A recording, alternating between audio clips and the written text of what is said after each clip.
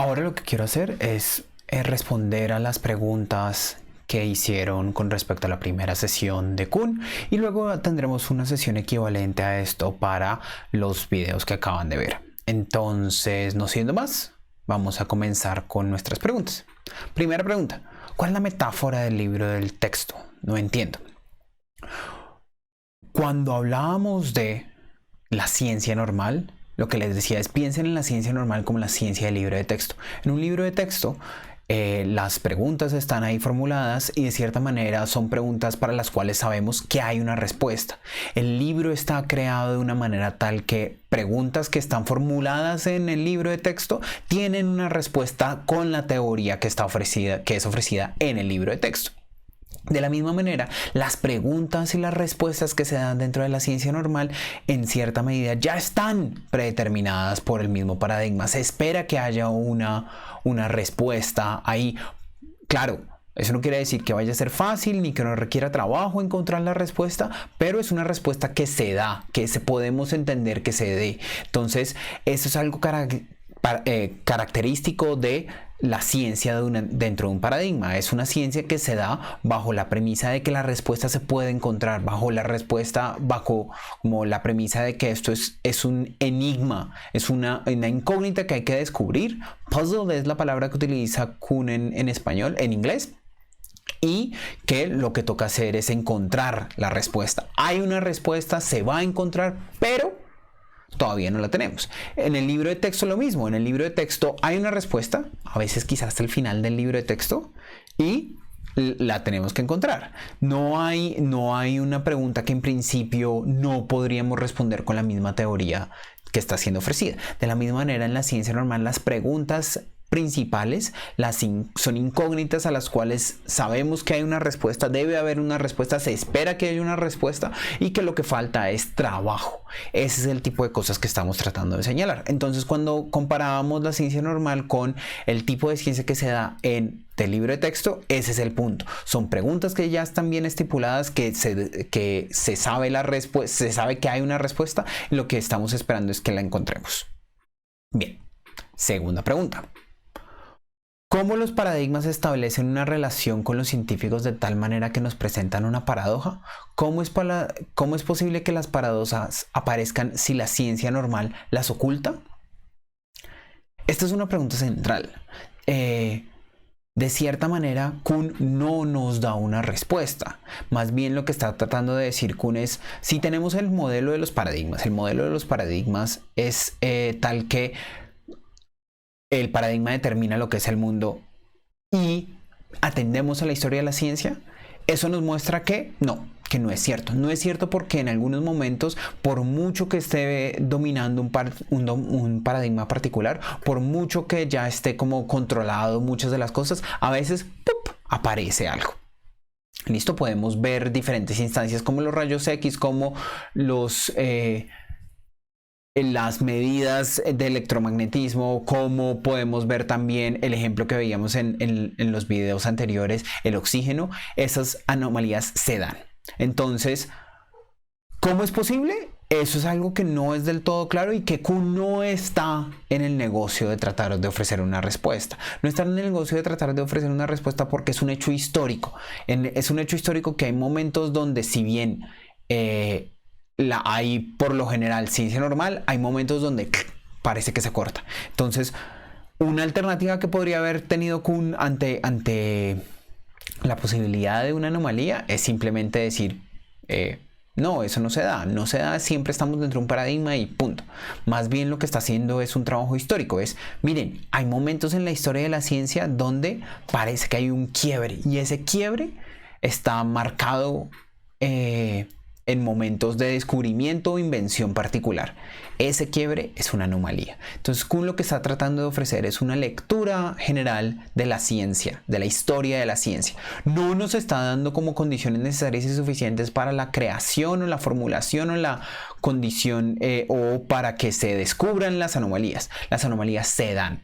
No hay ningún intento de ofrecer este tipo de cosas. Más bien lo que estamos haciendo es una descripción de la historia de la ciencia para ofrecer una filosofía de la ciencia correspondiente. Bien, Eso espero que responda a la pregunta, y es una de las cosas más complicadas porque no es muy claro cómo es que podrían aparecer las anomalías. Más bien para Kuhn el punto es, se dan. ¿Y qué podemos sacar de eso? Con base en la ciencia, en la historia de la ciencia podemos ver que se dan. Ahora, ¿qué nos dice eso sobre nuestra filosofía de la ciencia? Para Kuhn nos muestra que debemos entender la historia de la ciencia como la historia de ciencia normal, pero también ciencia revolucionaria. Listo, sigamos. Vamos con la siguiente pregunta. ¿Las cuestiones de género influyen en la práctica humana de la ciencia? ¿Esto es una crítica a Kuhn o es el mismo embarrándola? No entendí. Sí, no, esto fue una forma de empezar a señalar una de las cosas que vamos a ver con la filosofía feminista de la ciencia, y el punto es que veíamos acá que Kuhn mismo está señalando cómo aspectos extracientíficos determinan el correr de la ciencia. Y lo vimos cuando vimos la selección de paradigmas, lo que pasa en la ciencia revolucionaria. Cuando tenemos una ciencia revolucionaria no tenemos una institución, no tenemos un gobierno claro de cómo funcionan las cosas, no tenemos una fina delimitación de qué es ciencia y qué es no. Y qué no lo es, perdón. Entonces, en esos momentos es que tenemos una cosa que podemos decir, no, mire, ahí va a haber otros aspectos que gobiernen la ciencia. La ciencia revolucionaria no solo está gobernada por los estándares científicos. ¿Por qué? Porque no los hay. No hay estándares científicos. Entonces hay momentos donde se gobierna por muchas otras cosas. ¿Qué va a entrar? Montones, cuestiones políticas, cuestiones de amigos, cuestiones de ocasión o, por ejemplo, cuestiones de género. Y vamos a ver cómo desde la filosofía feminista de la ciencia es que se afirma que las cuestiones de género influyen en la ciencia, pero no solo en los momentos, no necesariamente nos vamos a comprometer con la teoría kuhniana de ciencia normal y ciencia revolucionaria, sino que se van a dar razones para pensar que es la totalidad de la práctica humana de la ciencia que está influida por cuestiones de género. Lo vamos a ver en forma de la expresión, la ciencia está generizada. Tiene una cuestión de género y hay que examinar cómo es que eso influye dentro de la práctica humana. ¿Listo? Entonces, no es algo específico de Kuhn, pero es una manera de introducir una de las cuestiones que son extracientíficas, pero que también van a influir a la ciencia. Y ya vamos a ver más en detalle cuando veamos la parte de filosofía feminista de la ciencia. Bien, siguiente. Después de todo esto, ¿podemos entender a Kuhn como realista? Eso es una de las cosas que son complicadas.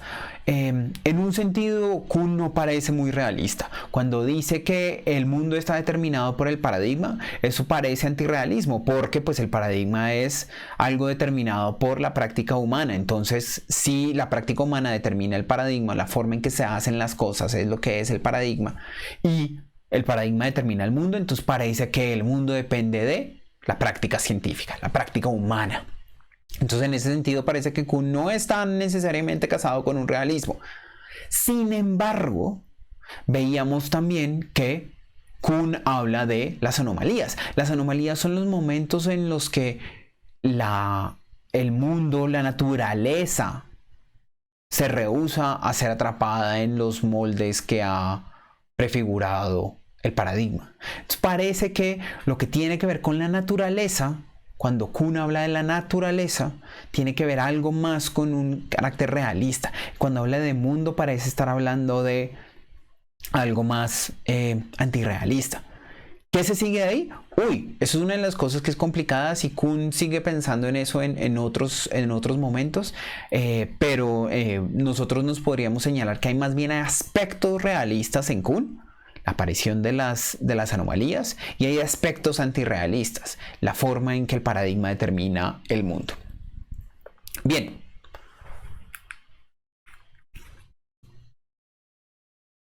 Esta es la última pregunta que tenemos para esta sección de Kuhn. Si aparecen otras preguntas, las vamos a dejar, las vamos a también continuar con este modelo, y espero entonces que esto responda a sus preguntas. ¿Listo? No siendo más, muchas gracias.